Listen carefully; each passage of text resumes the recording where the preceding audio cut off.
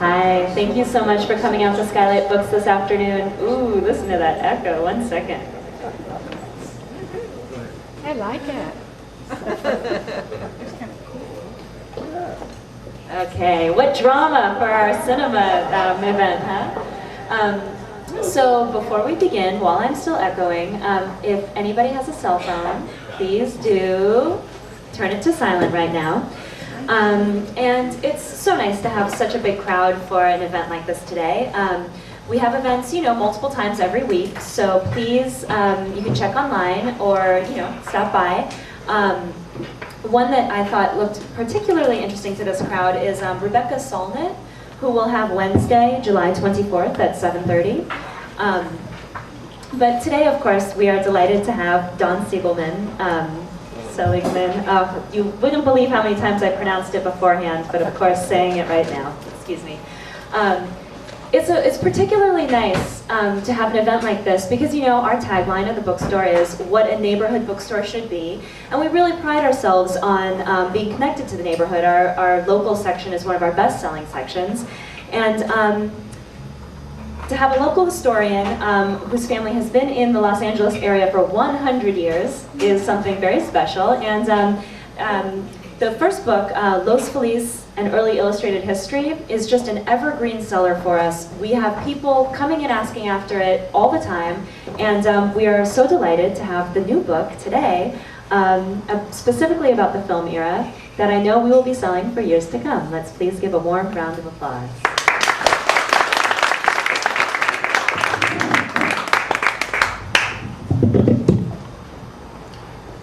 Thank you. You have to get around the top of it. Is that better? Okay. Is that working? No. There we go. How about that? Oh, that's okay. Now I can hear it. Okay, I'll be jumping back and forth because I have to do things on the computer. So I apologize. Huh? Oh, that would be great. Yeah. Okay, let me do it this way. That's much better.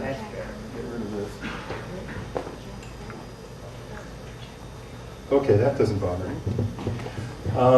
Thank you all for coming. I'm pleased to present to you a very interesting part of Los Feliz history, which is virtually forgotten today, because there's almost nothing left of this period to be seen and witnessed in this neighborhood as you travel around. So,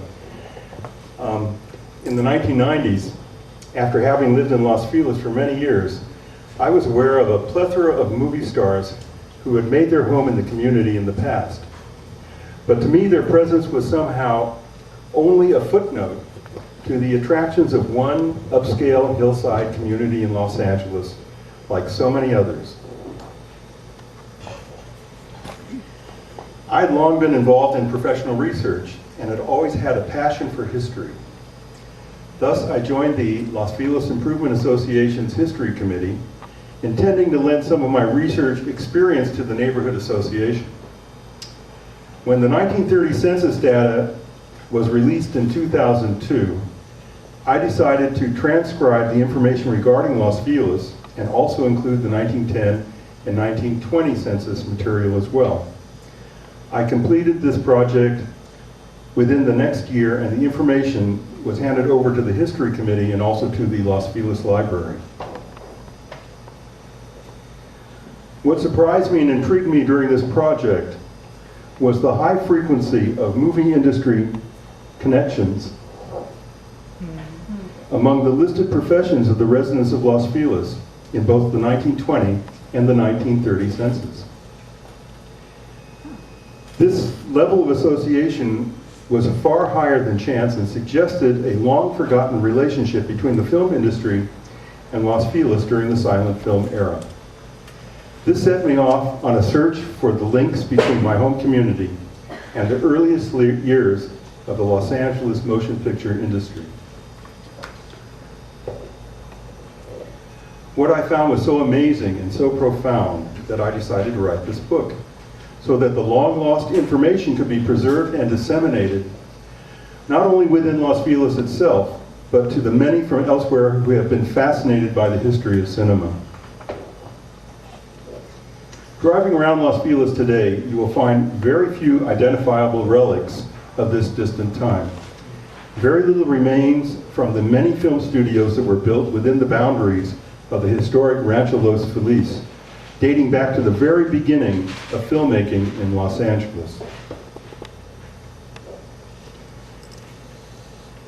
Only 2/3 of the homes of former celebrities who lived in Los Feliz remain, the others having been replaced by new apartment buildings or by business structures.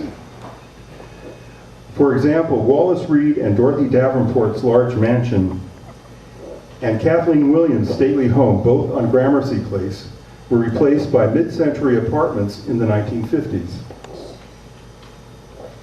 And Priscilla Dean's colonial estate on Hollywood Boulevard became a motel in the same period.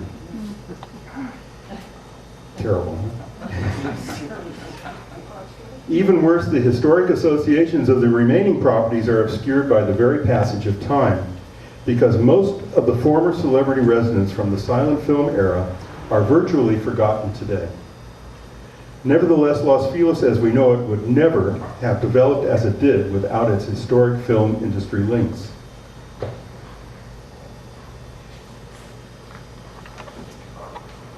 In the late 1800s and early 1900s, Los Feliz, called Prospect Park in those years, was considered part of Greater Hollywood, with the main street, the future Hollywood Boulevard, called Prospect Avenue. The region was still largely undeveloped, and Los Feliz Boulevard was still little more than a cow path.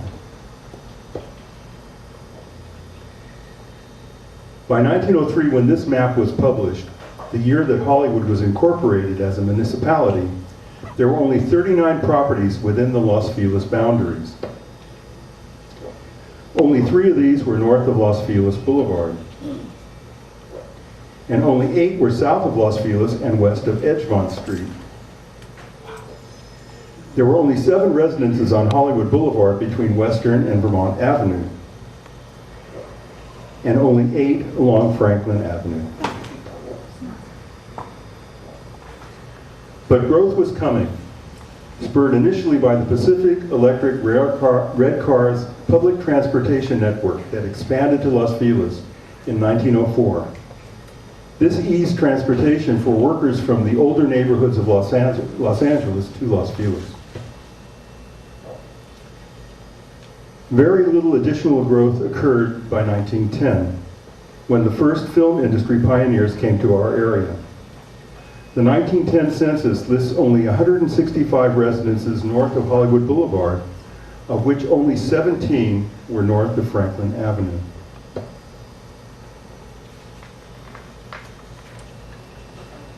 To understand the contribution of the early film industry to the development of Los Feliz, we have to go back to the very beginning of cinema itself.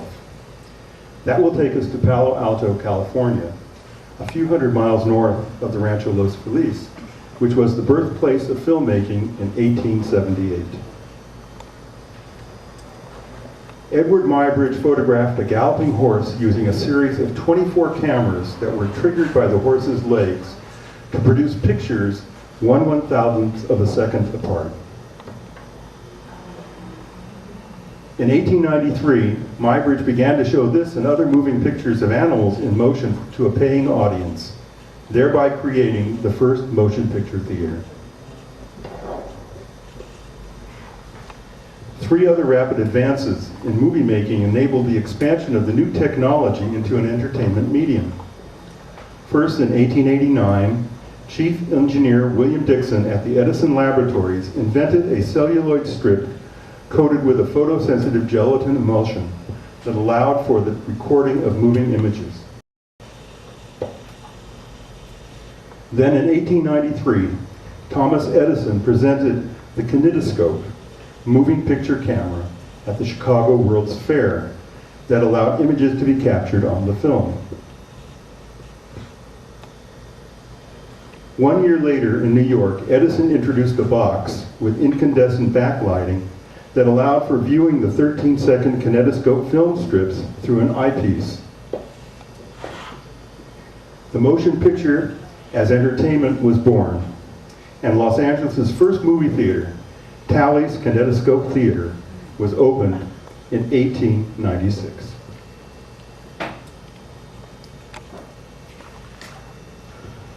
It didn't take long for someone to invent a film projector that allowed for group showings of the celluloid strips. This first occurred in 1895 in England and soon after in France. Within 6 months, Edison jumped onto the bandwagon by inventing the Vitascope in the United States. The popularity of this novel new entertainment mushroomed despite the shortness of films, often less than a minute, showing only a single scene or activity, usually involving only one person. One of the first sensations was an 1896 production showing May Irwin kissing her husband, the first blue movie.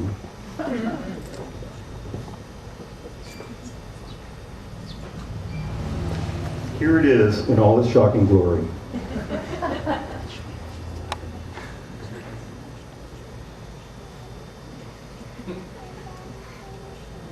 Did anybody have a lip reader to find out what they were saying?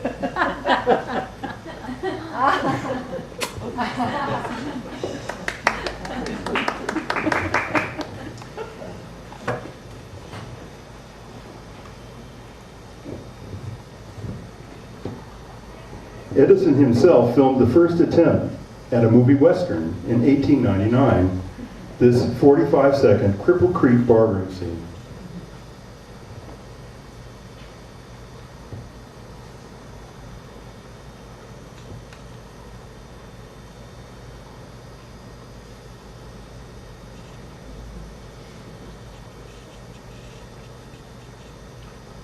Atta girl.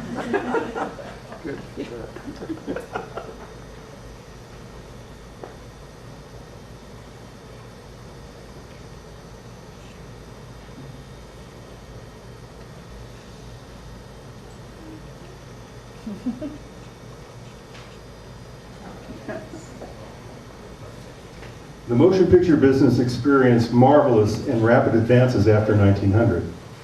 The showing of film clips started out as novelty items at variety shows or intense at fairs. In 1903, the American movie as narrative was invented with the premiere of The Great Train Robbery, a movie that lasted an entire reel, or about 12 minutes.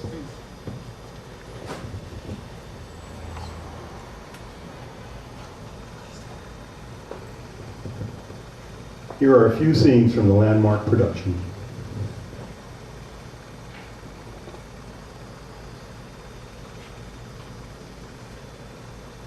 This is the mail coach in the train.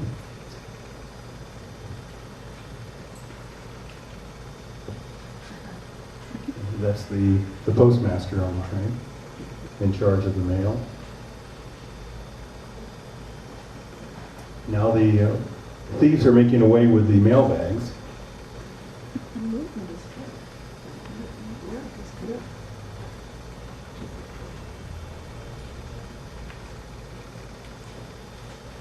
And now they're sorting through the mail to see if there's anything of value. But the posse is caught up. So if you don't think the federal authorities are very bad guys when you do something wrong, this is virtually a death sentence.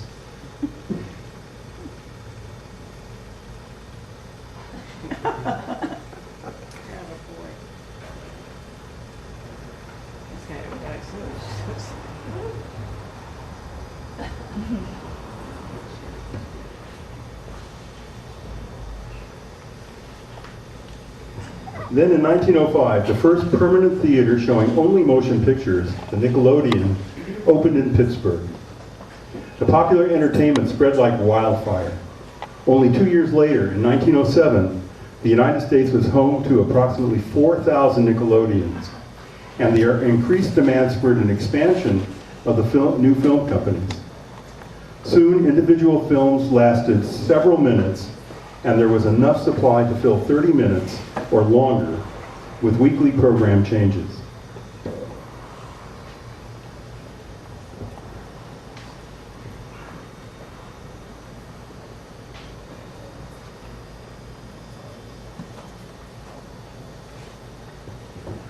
By 1909, multi-reel productions began to be produced, and longer films employed new filming techniques. Just look at this film clip from Vitagraph's Midsummer Night's Dream, where Puck gathers the magic flowers to be sprinkled on Titania's eyes as she sleeps, so that when she wakes up, she'll fall in love with the first creature that she sees, which turns out to be a donkey. Appreciate the vanishing and reappearing actors and Pucks flying around the earth, among other devices.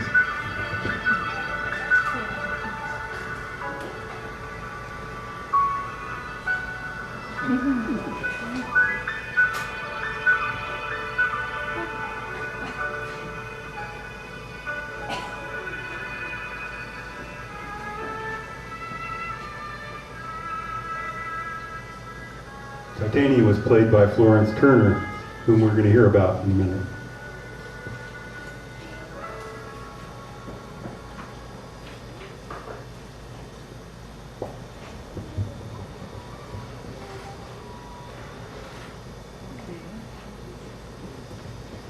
In 1912, Adolf Zucker produced Queen Elizabeth, starring the renowned stage actress Sarah Bernhardt, and film acting suddenly became respectable. Here's a film clip of the scene where Sarah Bernhardt as Elizabeth visits the just executed body of Essex and discovers that a ring she had given him is missing.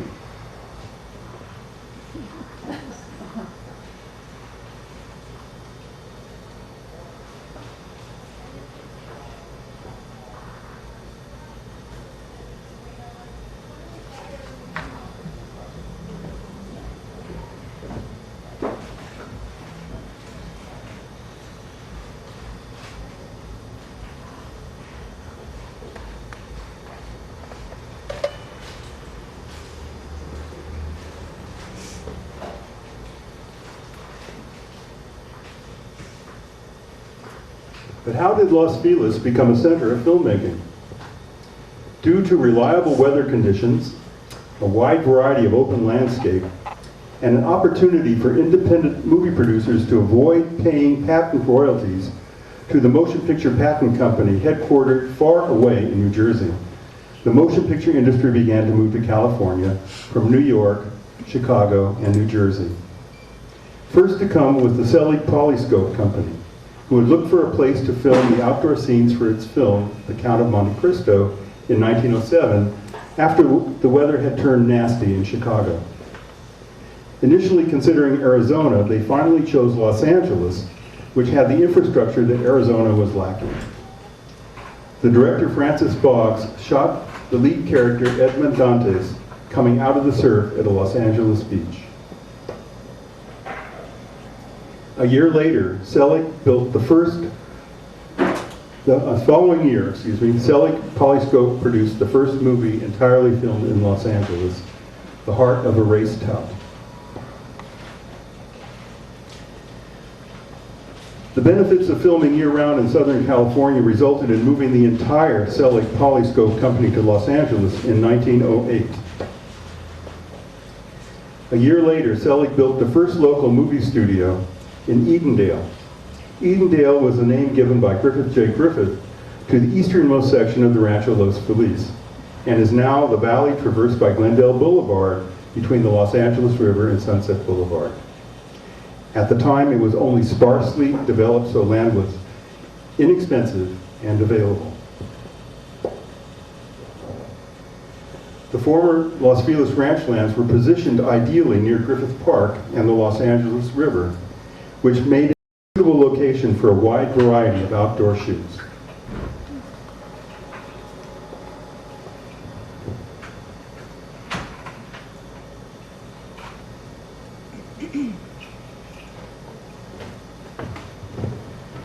Just look at these film clips from the first Tarzan film, Tarzan of the Apes, filmed mostly in Griffith Park in 1918.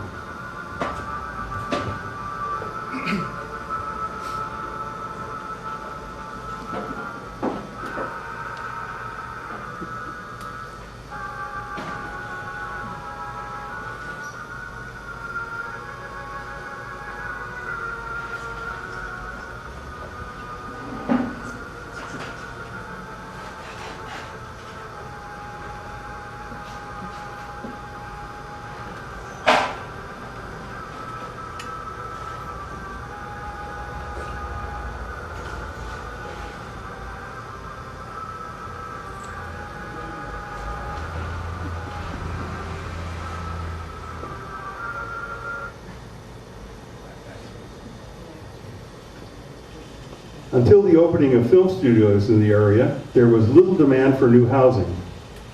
This changed about 1912, and the growth of the film industry in Los Feliz fed momentum for its further development. The first area to succumb to expanded housing development was the flat land between Talmadge Street and Vermont Avenue near the newly established Vitagraph, Lubin, and Griffith Studios. Soon thereafter, the adjacent blocks north and south of the main trolley route along Hollywood Boulevard, south of Franklin Avenue, were also developed with new residential housing. The streets north of Franklin were not as well supplied with public transportation or studio facilities, so they were much slower to develop. After the new Fox and Warner Brothers studios were established in 1917 and 1918, the streets north and south of Sunset Boulevard were also developed.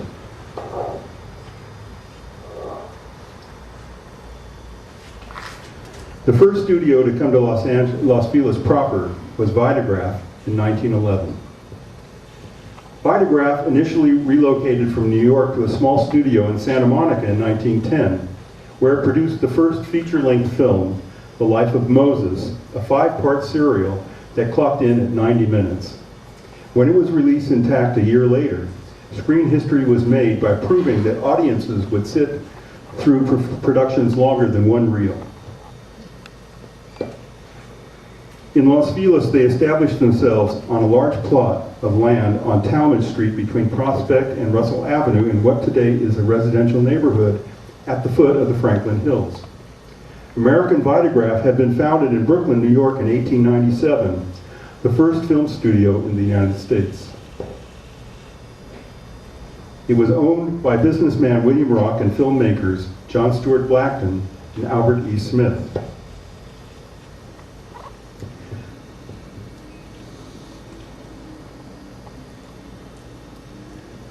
Just look at this early film that they produced in 1901 and appreciate the originality and the special effects.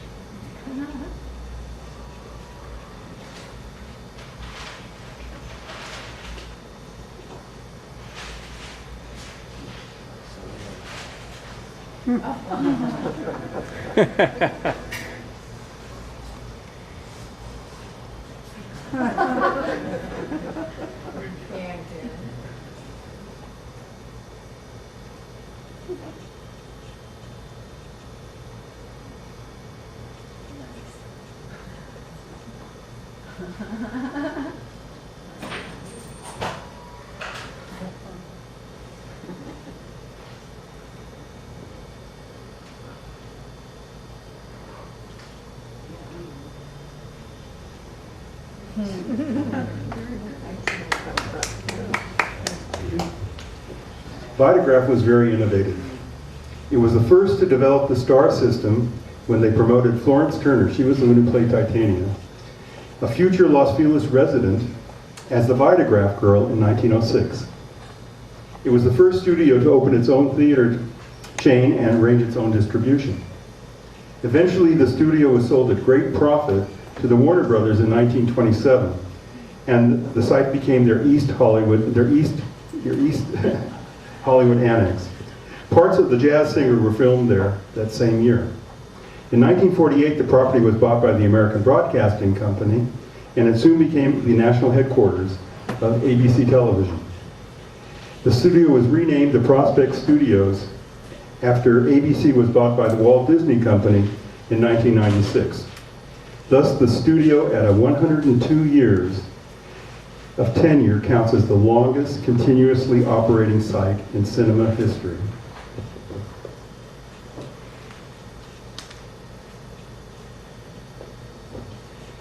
In 1912, the second Los Feliz studio, Kinemacolor, established its headquarters on Sunset Boulevard at the intersection of Hollywood Boulevard and Hillhurst Avenue. Today, nothing remains of this installation, and it is hard to imagine that this busy intersection was once an expansive movie lot with large outdoor sets. Kinemacolor pioneered an early color process which used red and green filters over black and white film. Although never widely adopted by others, the studio produced hundreds of color films using this process until 1914.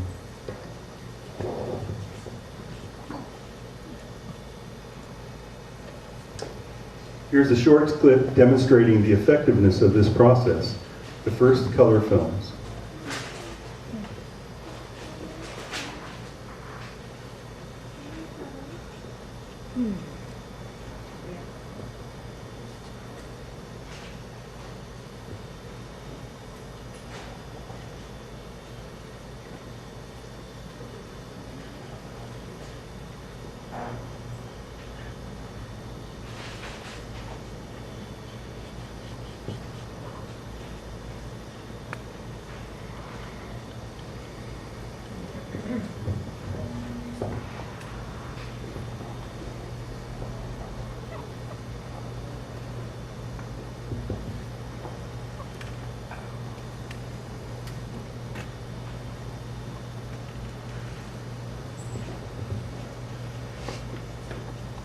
Kinemacolor was taken over by Reliance Majestic Studios in 1914. Then in 1915, the facility became the home of D.W. Griffith's Fine Arts Triangle Studio, which produced the blockbuster film The Birth of a Nation that same year.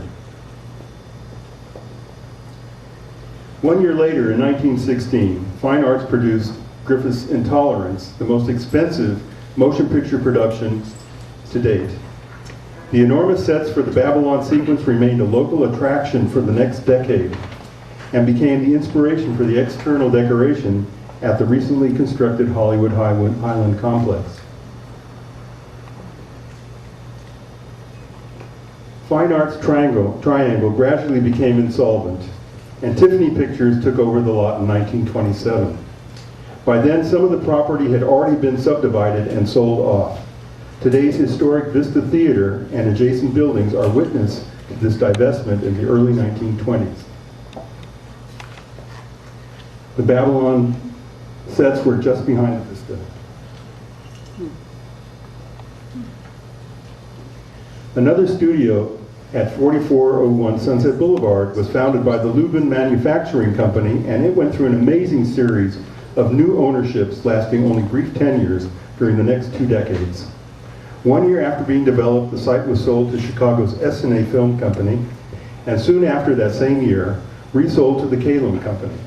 Kalem remained there for 4 years until 1917, when the studio was bought by Willis and Inglis. They rented out space to independent producers like Jesse D. Hampton in 1918 and Charles Ray in 1920. Some of the historic and beautiful brick buildings built by Charles Ray in 1922 remain. Over time, the 4-acre site was leased to various other independent producers. Finally, in 1970, it was bought by KCET, the Los Angeles Public Television station. The Church of Scientology purchased the property in 2011. After a short-lived tenure in Edendale, William Fox moved his new Fox Film Corporation in 1917 to 1401 Northwestern Avenue between Sunset Boulevard and Fountain Avenue.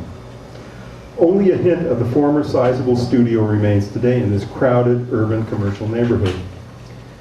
Even after Fox bought the 300-acre Tom Mix Ranch just west of Beverly Hills in 1928, he maintained his headquarters at the Western Avenue studio until 1935, when Fox merged with 20th Century Pictures. The studio then relocated to the West Los Angeles Ranch site, where it remains today. After the 1935 merger, the Fox Film Laboratory became the 20th Century Fox Laboratory and finally Deluxe Labs. It is still in business at the original location and is situated in the few remaining structures from the original Fox studios.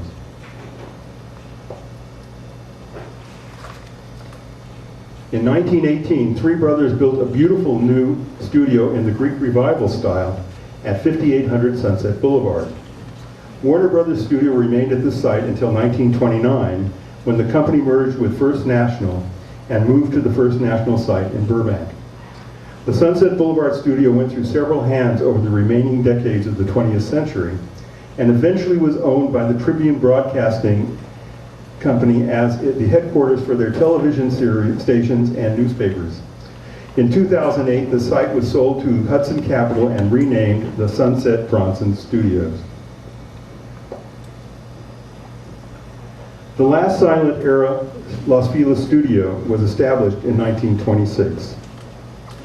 Walt and Roy Disney came to California early in August 1923 and moved in with their uncle at 4406 Kingswell Avenue in Los Feliz, just a few blocks from here. A few months later, they signed a contract for a series of cartoon comedies, renting the rear of a small office nearby.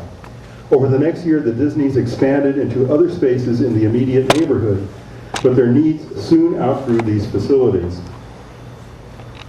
In 1925, they bought land at 2719 Hyperion Avenue at Griffith Park Boulevard for a new studio, and construction started soon afterwards.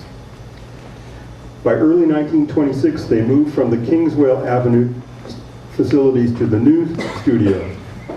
Continuous growth forced additional expansions, and by 1933, the plant had grown from 1,600 square feet of usable space to 20,000 square feet.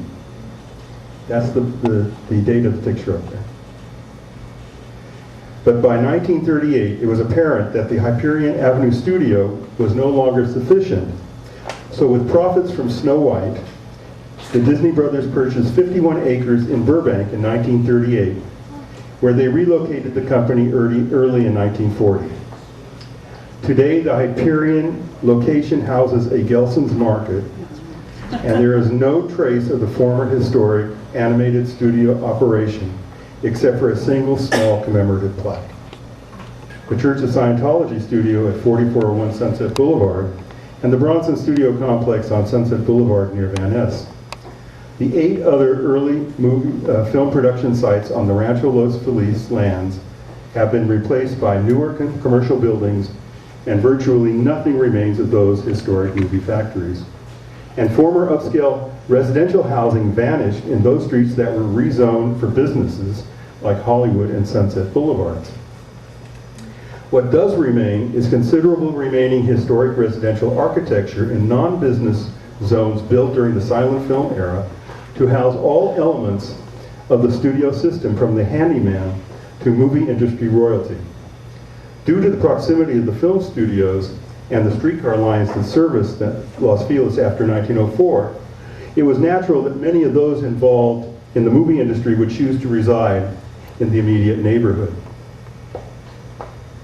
Thus, the rich Los Feliz architectural residential heritage is often a valuable and beautiful legacy from the silent film era and constitutes a major portion of the book. The neighborhood is filled with masterpieces by world-famous architects like Frank Lloyd Wright, his son Lloyd Wright, Henry M. Green, Paul R. Williams, Arthur R. Kelly, and Milt J. Black, Wallace Neff, Richard Neutra, and Rudolph Schindler, among others. Few of these masters of design would have worked in Los Feliz without the pedigree and wealth that the film studios brought to the area during the silent film era. These create entire enclaves full of beautiful craftsman homes or mission revival structures, to say nothing of the various fantasy architectural styles that appeared with a vengeance during the 1920s. This book contains over 800 graphic images and maps, and the pages offer a rich visual documentation of the beautiful stars and motion picture luminaries who lived in Los Feliz during the silent film era, the location of their homes at that time, and contemporary photographs of the residences today. Here are some samples from the celebrity section of the book. At the top are the names of the stars and their addresses in Los Feliz. To the left is a symbol showing the artist's relationship to cinema. This is the symbol for an actor. Immediately below is a bio sketch of the celebrity. And to the right is a photograph of the residence today and a map showing its location. The citation that establishes the residency in Los Feliz is also given. If the celebrity lived in the neighborhood at the time of the 1920 or 1930 census, it will be this data. Otherwise, another source is listed. Finally, the page is embellished with photographs of the individual or movie posters of their productions or some other graphic. About a quarter of the celebrities were superstars in their times, and their entry is accompanied by an additional page showing more photographs or other ephemera from their career.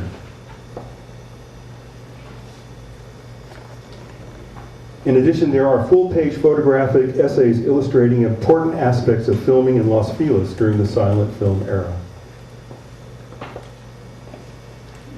This book ends in 1930, the logical close to the silent film era. But the film industry in Los Feliz continued for several decades. The celebrities that have made Los Feliz their home count in the hundreds, and many celebrities still call Los Feliz their home today. In addition, Los Feliz is frequently chosen as a film location, and hundreds of movies preserve the local streets on celluloid. The silent film era may be long past, but the connection between Los Feliz and movie making is an ongoing story. Thank you.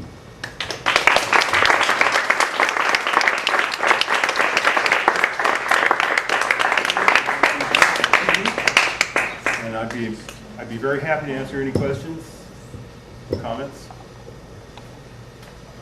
How did you get a hold of these film clips? Is this Okay. PC or? No, it's okay. How did I get hold of the film clips? The movie industry is very jealous of its copyrights, and it is very difficult to obtain movie clips that are still protected by the copyright laws. But the copyright laws end in 1923. Anything before 1923 is in the public domain. So if you go to YouTube, you can find a lot of silent film clips before 1923 that are free game for anybody to copy and to use.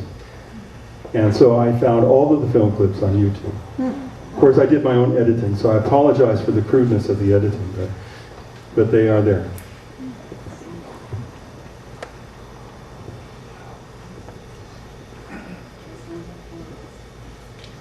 Do you know anything about Florence Turner anymore? Yes, a lot about Florence Turner. Do you?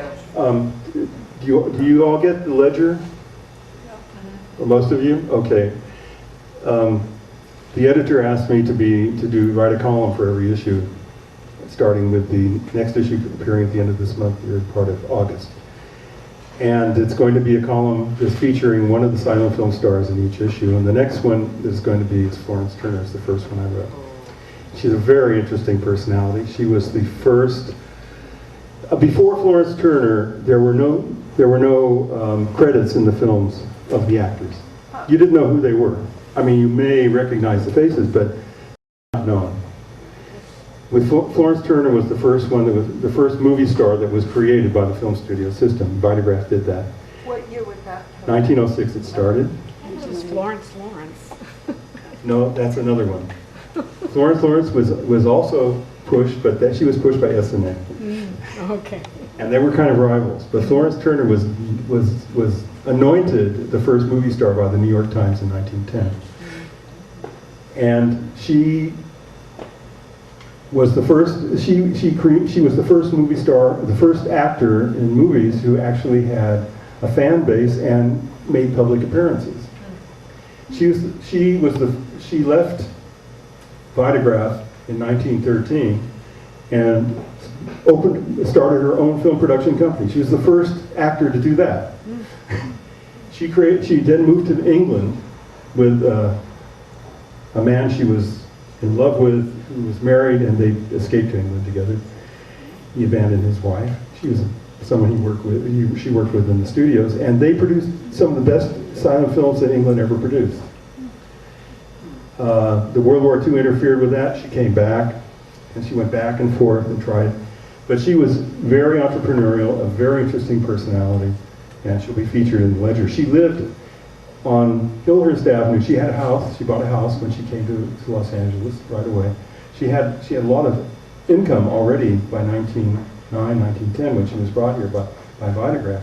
She came with the studio from Flatbush, New York, Brooklyn. And she bought a house right away on Hillhurst, a very nice house, and she held that house there her whole life until in the Depression she had very bad times. She didn't work very much. They lost the house at that moment, and the house is today where the Albertson parking lot is. Figures. Do you talk much about Laughlin Park, or the homes in Laughlin Park in your book? There are a few homes from Laughlin Park in the book. There are. There are a smattering. Unfortunately, Laughlin Park mostly developed after 1930. By 1930, there were only 9 residences in Laughlin Park. Yeah. Some of them, the most important ones, were there. W.C. Fields. The Fields house was there, but he wasn't living there yet. It was Frank Wood who owned the W.C. Fields house at that time, and he was an executive with Shell Oil Company, and he was the president of the California Shell Corporation. And it's a spectacular home. But the Charlie Chaplin house is in the book. The Cecil B. DeMille house is in the book. The Antonio Moreno house is in the book. These were stars who were in the silent film period, and celebrities. I mean, DeMille was a director. The Chaplin house also. Anita Stewart bought the Chaplin house after Chaplin left, and so these are all the houses. Many houses in Laughlin Park are featured, but most were not related to the film industry until the 1930s and later.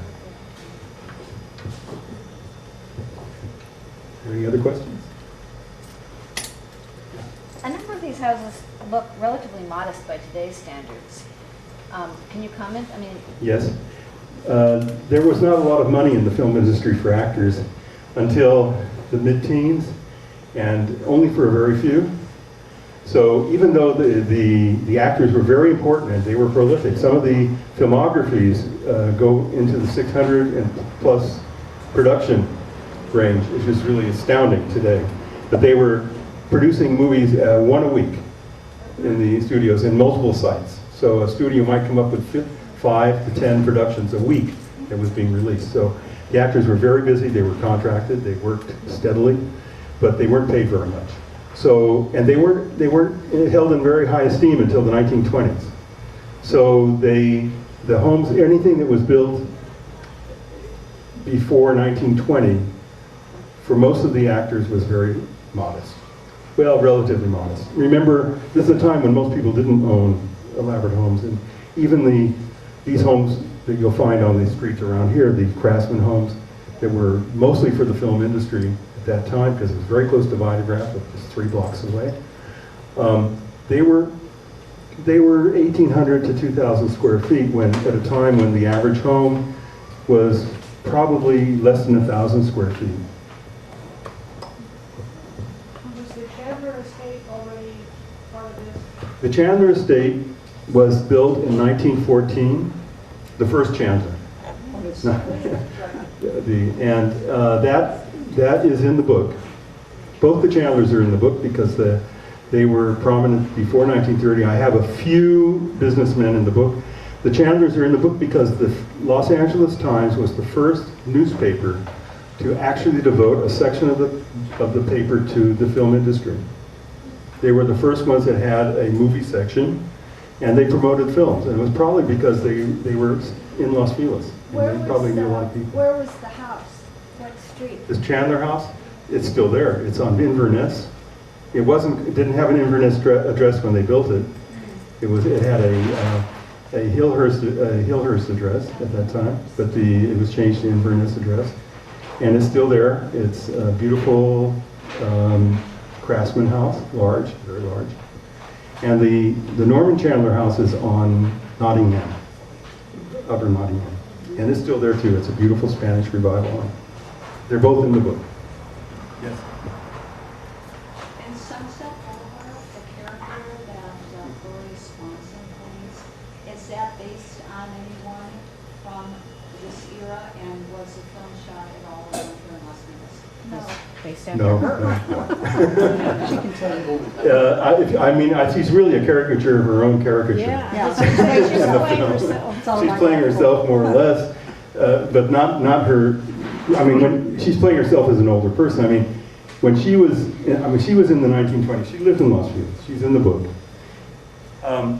She was the most highly paid actor in all Hollywood in the mid-1920s.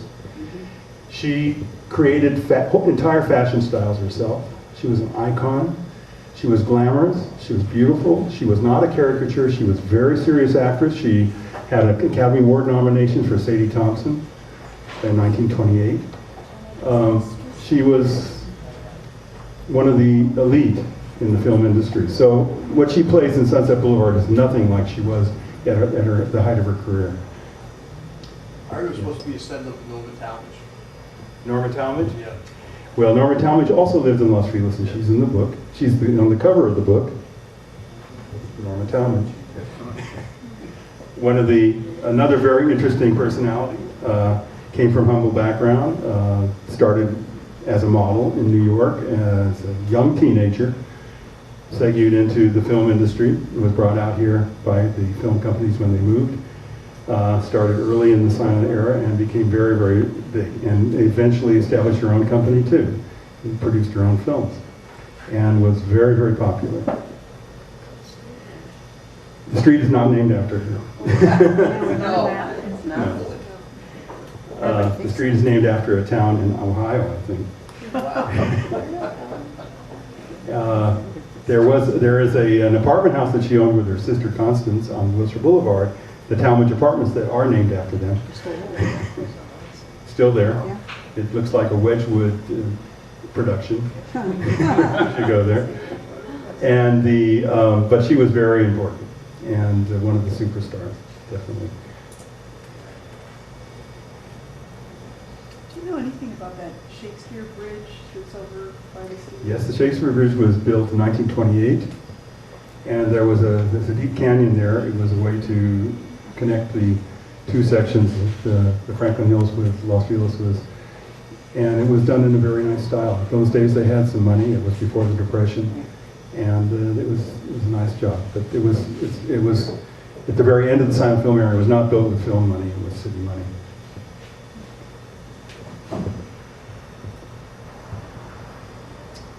Well, thank you very much. Thank you. I will stay here to sign the books. So if you have a book, bring it up and I'll sign it over.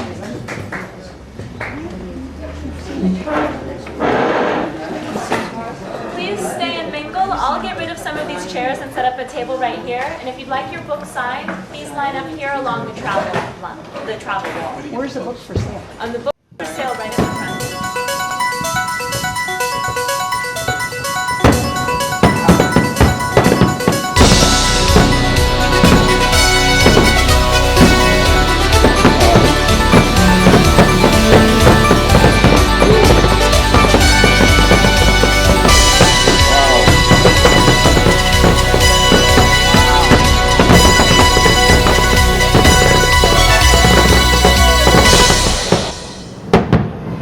Fantastic.